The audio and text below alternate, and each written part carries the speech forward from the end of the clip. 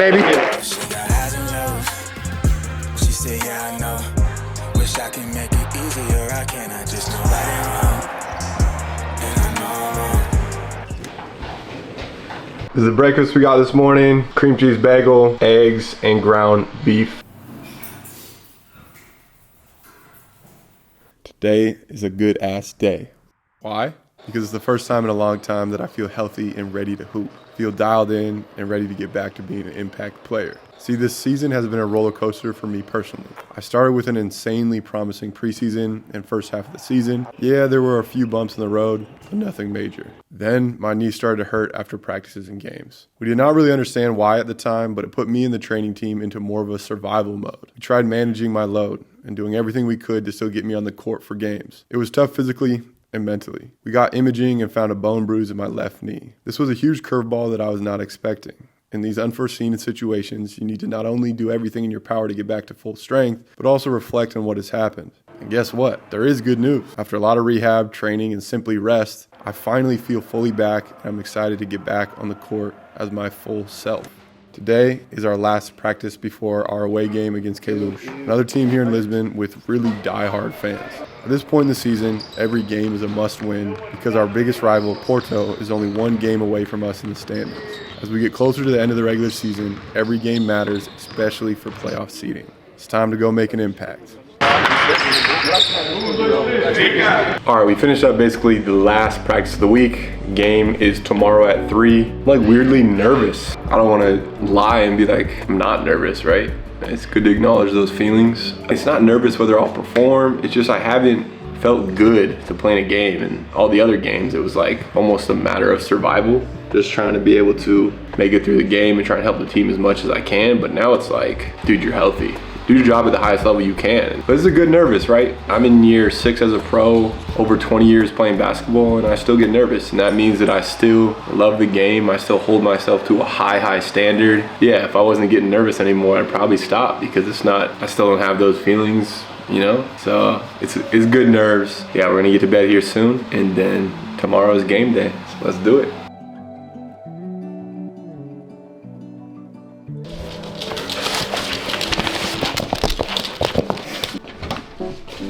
Beautiful game day morning. We are headed to get some coffee. It's like a little cafe right underneath our apartment. Let's get it rolling.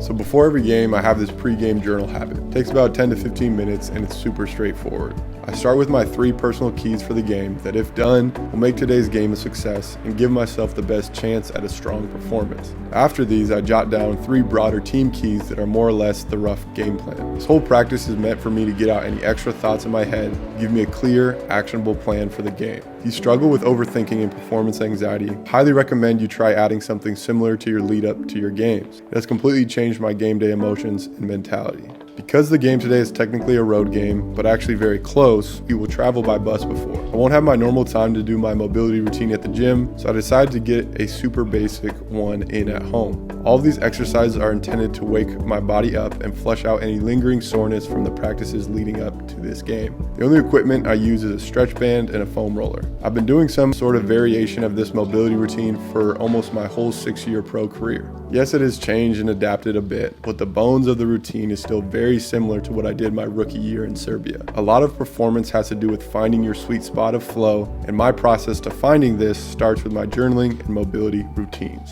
Time to get out the game day zoomies. Time to get them out. It's nice to get outside, get some fresh air. I listen to music right now. I never listen to music on the way to the game or too close to the game. It kind of gets me a little too amped. Right now is my peace and quiet with some music before the game, calm before the storm type vibe.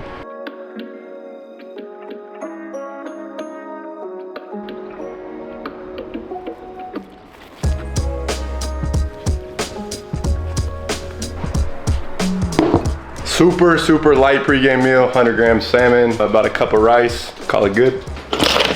My dog. G to the O, yeah, go.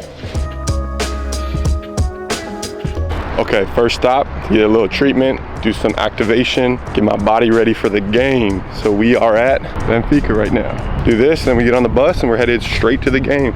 Swollen or good? No, good. What do you feel? Better today. Yeah. Yes? It's there, but it's not as sharp.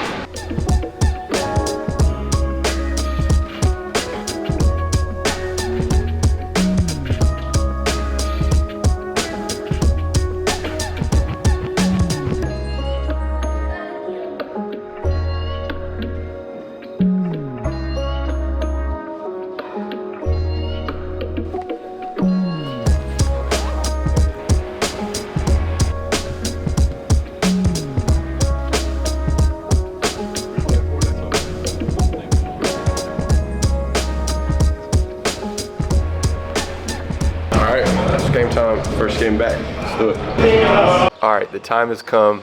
First game healthy in over 2 months. You know, I still feel a little pain on some of these movements, but I would say I'm probably about 80%, and I'm just excited to come out there and make an impact. Now, the team we're playing, K-Luch, is pretty low in the standings, but when you play for Benfica, you get every team's best shot. With this being my first full week back with the team, I started this game off the bench. If you've been following me since last year, you know last year my role was 6th man, so I kind of have a formula to this. Step 1 is get in immediately and be disruptive on defense. I get a steal here, kind of surprises the rest of the team, and we don't really have numbers, so we end up backing the ball out and trying to get a good possession out of it. My first touch is this top pick and roll after AB kind of doesn't have anything on the side action.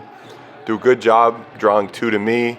See over the defense, make a good pass to the roller. Daniel doesn't convert, but this was pretty good basketball. My one critique is I probably should have made this pass off a live dribble instead of picking up my dribble. It forces me to only have one option, which is the pass. Because of the missed layup, they're able to get out in transition. Now watch what I do to this cameraman. First off, I need to apologize to bro because I didn't check in on him afterwards.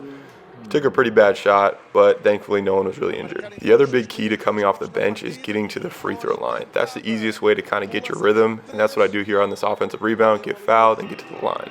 Now, obviously, the important part is once you get to the line, you got to convert those bad boys. And this game was a good example of me not doing that. One of the ways I know I can make an impact off the bench is setting the tone physically. Right here, I'm really aggressive. I get called for a foul and basically let this guy know that nothing's going to be easy tonight. I like his competitive spirit. He starts chirping back. We start going back and forth. It wasn't any crazy smack talk, if I'm being honest. This is how I get going and start getting myself involved in the game. I wish the referees would let us just play through this a little bit because this is good competition. This isn't anything dirty. This isn't anything dangerous.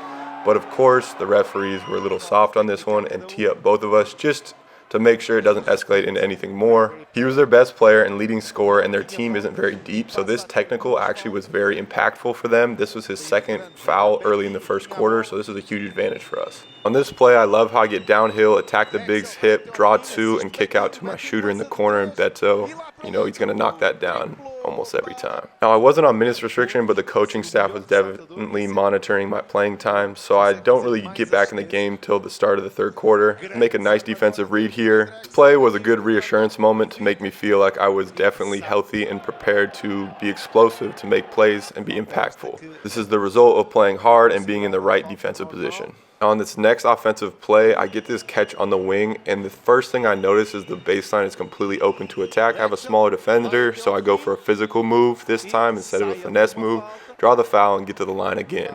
At this point in the game, I'm already 2 for 4 from the free throw line, and so I definitely need to convert these just for a confidence standpoint. Free throws are so field-based, and it's really tough when you miss 4 free throws early. I start this game 2 for 6 from the line. Tough work. This defensive possession, this is a lack of defensive urgency. Not active hands, just allowing him to step into this deep 3. He knocks it down. Good players are going to make these type of shots. Here, I keep it simple, read the drop coverage by the big, get to my mid-range spot, and just elevate. Cash. Their bigs were not very mobile, and in Europe, there's no defensive 3 in the key, so they seem to kind of just be clogging up the paint. So here again, there's not really much room to drive. Just get to my spot and elevate again. But I will say it's a perfect time to attack when their bigs were elevated in drop coverage and kind of open in space. Just a quick change of direction move. I get to my spot again, elevate. Kind of a tough shot, but I put it in, so good bucket. This move was off my previously injured knee. It felt strong, so this is a good sign. No matter how hard you replicate game-like scenarios, sometimes it's just not quite the same. And this fall right here is an example of me just kind of having sea legs and looking like Bambi out there. Bad play, bad turnover, and they convert. Here I want to highlight AB's cut from the weak side. This is the importance of moving without the ball and moving to open space. He gets himself an easy 2 free throws here just by being aware. Late in the fourth, we have a commanding lead, but here's a really interesting play. I kick it out to Adu for this kind of wing 3. He gets fouled on this shot, it's not called, and then he gets called for flopping, which is an immediate technical. The question is, when you get fouled on a jump shot, what is the best way to sell that it is a foul? Because right here, obviously he gets fouled, but then he exaggerates kind of the foul. He doesn't get fouled on his lower body at all, but then he kind of flails. But he did get fouled, so my question is, how do you properly sell a foul on a jump shot? Finish the game, I get the big on a switch, and I do a great job attacking his hip, getting downhill. They call the foul early, but I like this finish even after the whistle. But this is a good example of strong driving angles. End up knocking down my final 6 free throws of the game. This is what's rewarded for strong aggressiveness and decisiveness. This game should have been a 20-point victory, so we do a bad job kind of finishing the game out. But still, we get the win. And it felt good to be back on the court, and I felt like I was closer and closer to who I am as a player. I felt like I made a big impact, and it showed in the stat sheet. This has been a super up and down year for me physically, so it just felt like a breath of fresh air to be able to be on the court and just simply focus on playing. I'm back, baby.